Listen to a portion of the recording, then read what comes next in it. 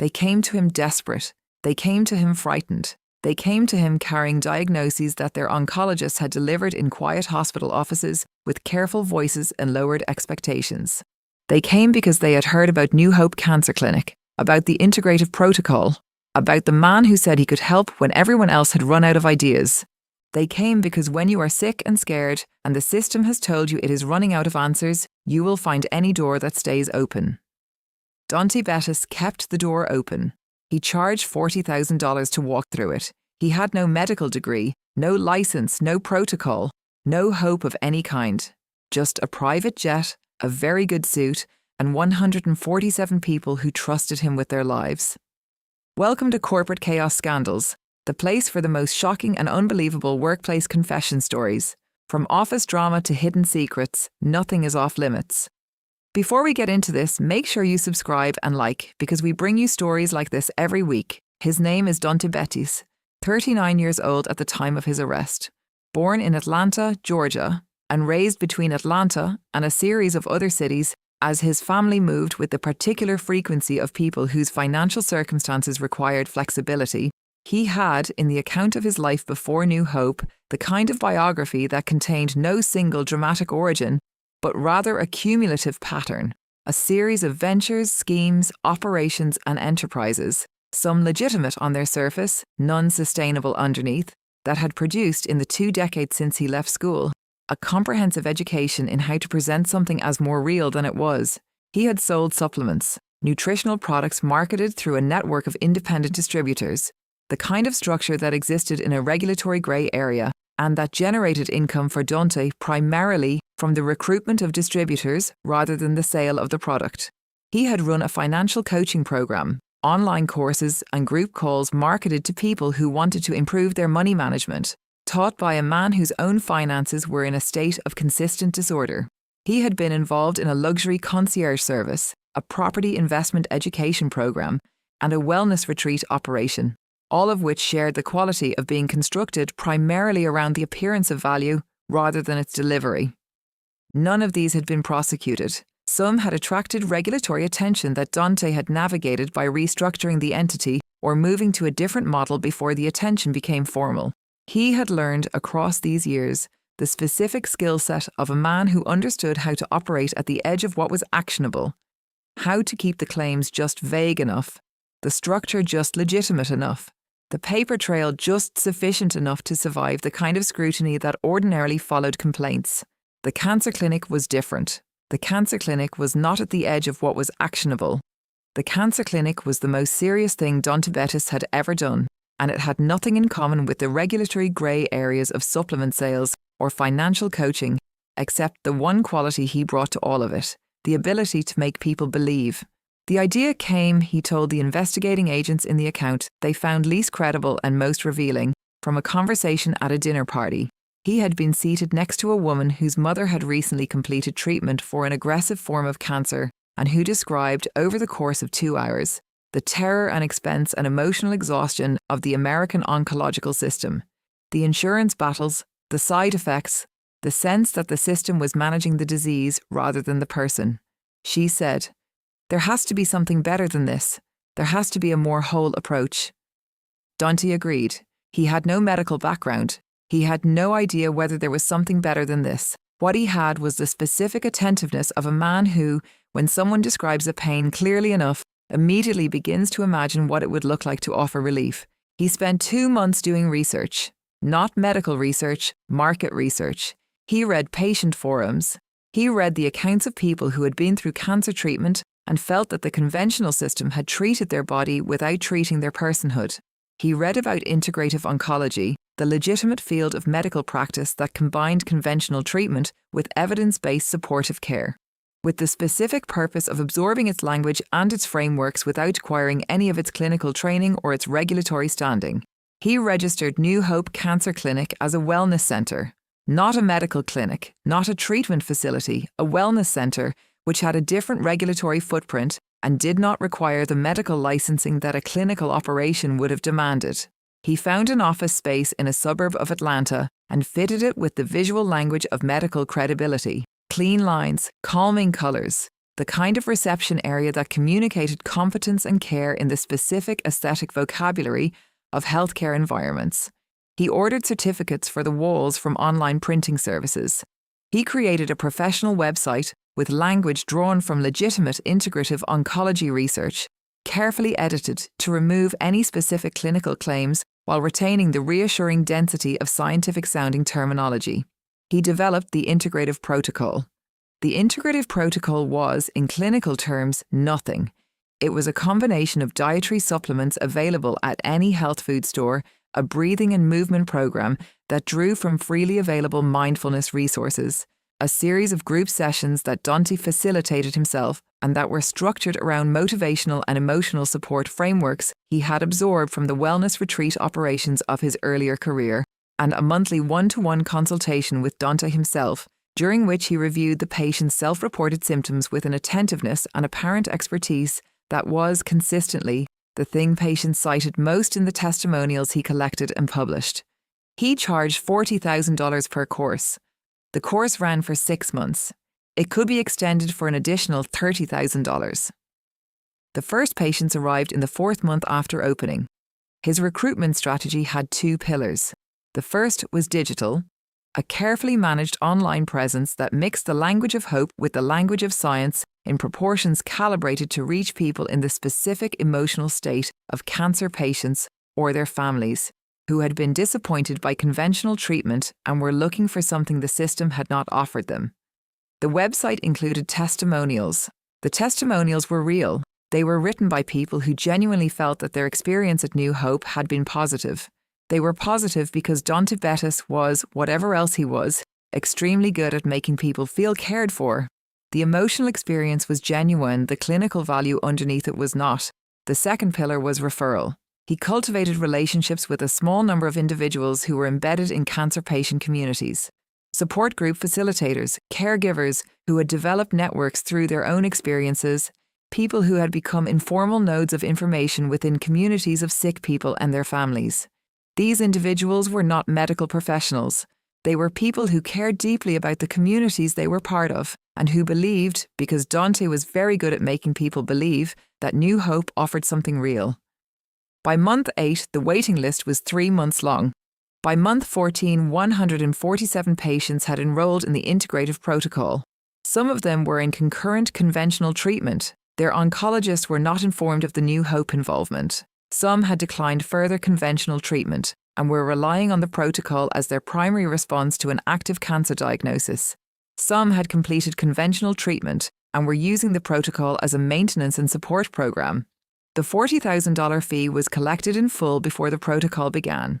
The extension fee was presented to patients at the end of the initial 6 months in a consultation that Dante conducted himself, with the specific warmth and attentiveness that had, by this point, earned him extraordinary patient loyalty. Total collections in the first 14 months, $10,200,000. He bought a private jet. He flew to 4 cities in the first year. He wore the suits. He attended the events. He was photographed.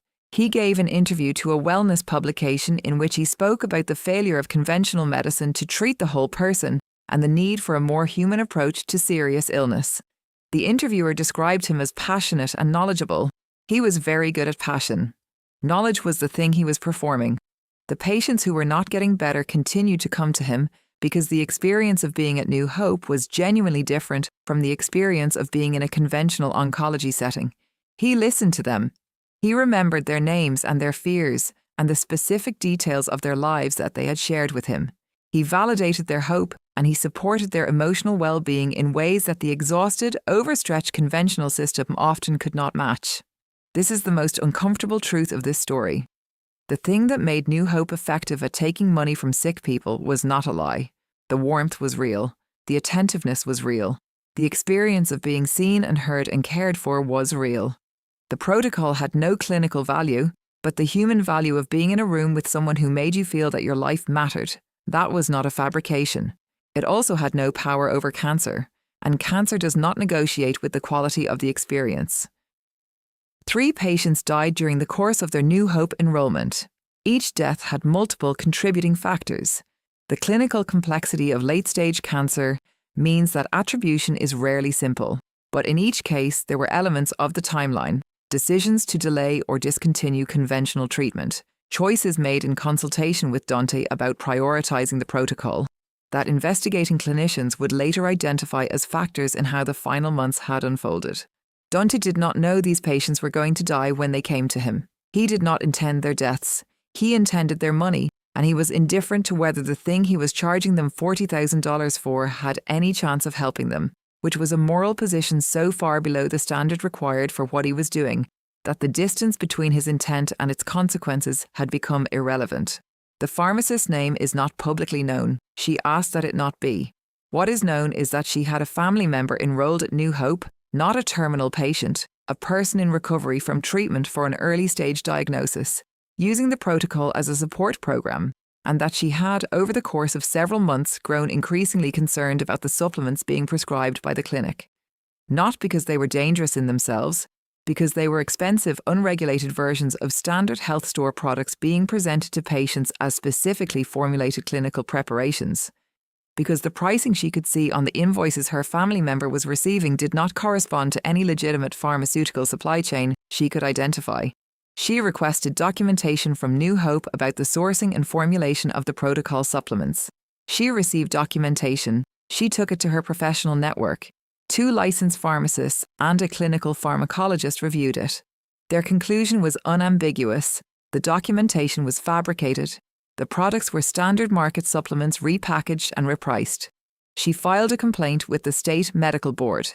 The State Medical Board forwarded it to the State Attorney General's office. The Attorney General's office contacted the FBI. The investigation that followed lasted 8 months. It was thorough and it was extensive. Federal agents conducted interviews with 46 patients and their families.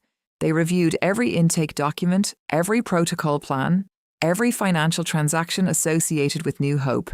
They examined the 3 deaths and obtained clinical assessments of the treatment decisions made in the context of New Hope involvement. They verified the credentials Dante had claimed, the training, the certifications, the professional affiliations cited on the website, against the institutions and bodies they referenced. None of it existed. Not a single credential, not a single affiliation, not a single certification. The website had attributed expertise to Dante Bettis that had no basis in any registration, qualification, or professional record in any jurisdiction. The FBI arrested Dante Bettis on a Tuesday morning. He was at the New Hope Clinic. A patient was in the waiting room. The indictment was 107 counts: wire fraud, healthcare fraud, practicing medicine without a license, fraudulent misrepresentation, consumer fraud. The prosecution's case was methodical and complete. 147 patients documented individually, $10,200,000 traced precisely. The 3 deaths examined in clinical context, their circumstances laid before a jury that sat for 4 weeks and listened to testimony from patients, family members, pharmacological experts, and oncologists who described, in technical and human terms, what Dante Bettis had done. He was convicted on all 107 counts. He was sentenced to 22 years. At sentencing, the judge addressed him directly. She said, in part, "You are not a man who lacked intelligence or capability. You are a man who chose, with full deliberation and full awareness of what you did not know and what you were presenting as though you knew it, to offer false hope to people who had almost nothing left. There is no commercial context, no financial motivation, no personal history that reduces the gravity of that choice." He said nothing in response. The private jet was seized. The assets were liquidated toward partial restitution. Partial because $10 million spent on the lifestyle Dante Bettis had been building since the first enrollment fee arrived was largely gone. The New Hope Cancer Clinic was closed. The building was leased by a legitimate medical practice 18 months later. They removed the certificates from the walls. They repainted. The waiting room that had been designed to look like healing now belongs to a team of people who actually know what they are doing. The pharmacist who filed the original complaint does not discuss it publicly. When asked in the one interview she has given why she acted, she said, "I thought about what I would want someone to do if my family member was the one giving money to someone like that. The answer was simple. The patient who was in the waiting room the morning of the arrest never returned to New Hope. She is currently in her 3rd year of remission from the cancer she was diagnosed with. She completed conventional treatment, Her oncologist is exceptional. She goes to her follow-up appointments on Thursdays. She does not talk about New Hope. There is a specific cruelty at the centre of what Dante Bettis built that goes beyond the financial loss, beyond the legal categories of fraud and theft, beyond even the 3 deaths. It is the cruelty of the specifically chosen target, cancer patients, and in particular, those at the stage of treatment where conventional medicine's answers become harder, where the timeline is uncertain and the fear is constant, and the need to be doing something, anything, is physically overwhelming. Are not naive people making casual choices. They are people in extremis making the best decisions they can with the information they have, in an environment where hope is both the most necessary and the most exploitable resource available. Dante Bettis understood this. He had spent time in the wellness industry. He had learned in that time the emotional architecture of the people who sought alternative support. He knew what they needed to hear. He knew the language that activated trust in desperate circumstances. He knew that the word hope, placed correctly, in a name, in a brochure, in the warm voice of a man describing a protocol he had invented in his kitchen, was worth more in this specific market than any clinical credential. He targeted them. That is the word. He did not stumble onto a business model that happened to harm them. He identified them as targets, built the infrastructure to reach them, priced the extraction at a level calculated to take the maximum each patient could plausibly access, and maintained the operation for 22 months before a pharmacist made a phone call. The families of the 3 patients who died testified at the sentencing hearing. The judge read their statements into the record before announcing the sentence. She noted in her remarks that the 22-year sentence reflected not only the financial scale of the fraud and the number of victims, but the specific, premeditated targeting of a vulnerable population in circumstances of maximum distress. She said she had considered every mitigating factor presented by the defence and had found none of them sufficient. Dante Bettis received the sentence without visible reaction. He has appealed twice. Both appeals have been dismissed. In the 18 months following the conviction, the state of Florida introduced new legislation specifically addressing the regulatory gap that had allowed New Hope to operate in the space between medical facility and wellness centre without triggering the oversight protocols that a licensed clinic would have attracted. The legislation required specific disclosure requirements, credential verification obligations, and clinical claims review for any facility operating in the cancer support space. The bill was named in part for 2 of the patients whose families had testified. They had asked for it to be. Michael Carver still works at the same pharmacy. He was asked in an interview given a year after the conviction whether he considered himself any kind of hero in this story. He said the word made him uncomfortable because it implied he had done something exceptional. He said, "I looked at evidence and called a number. That is the minimum. I'm not proud that it took me as long as it took." He was asked what he would say to someone in a similar situation who had a growing discomfort about something they were seeing professionally, who wasn't sure whether they were misreading it, who was finding reasons to wait. He said, "Stop finding reasons to wait. You can be wrong and look foolish, or you can be right and have said nothing. One of those you recover from easily, the other one you carry for a long time." Sandra, who testified and who has continued her conventional treatment and is managing her disease, was asked the same question that many people in her situation are asked, whether she blamed herself for going to New Hope. She said, "No, I was sick and I was frightened, and someone put the word hope on a door and I walked through it. That is not stupidity. That is being human in one of the hardest moments a human being can face." What Dante Bettis did was look at a person reaching for hope and decide that was the best moment to take everything she had. She paused. Then she said, "Don't ask the patients what they should have done differently. Ask how a man with no qualifications was allowed to open those doors and operate them for nearly 2 years. Ask that question. That's the one that might actually change something." That is the story of Dante Bettis and the New Hope Cancer Clinic. 147 patients, $10 million, no protocol, no qualifications, no hope, and the pharmacist who looked at a supplement invoice and decided that someone needed to make a phone call. Drop a comment below. This is one of the most enraging stories we have ever covered on this channel. Where do you start with the anger? The fraud, the deaths, the manipulation of the most desperate kind of vulnerability a person can have. Tell me in the comments, and share this one, because there are people in communities right now who need to know what this looks like before they walk through a door, like the one Dante Bettis built. And if you are not subscribed to Corporate Chaos Scandals, hit that button right now, like this video. We are here every single week and we will not stop telling the stories that need to be told. I'll see you in the next one.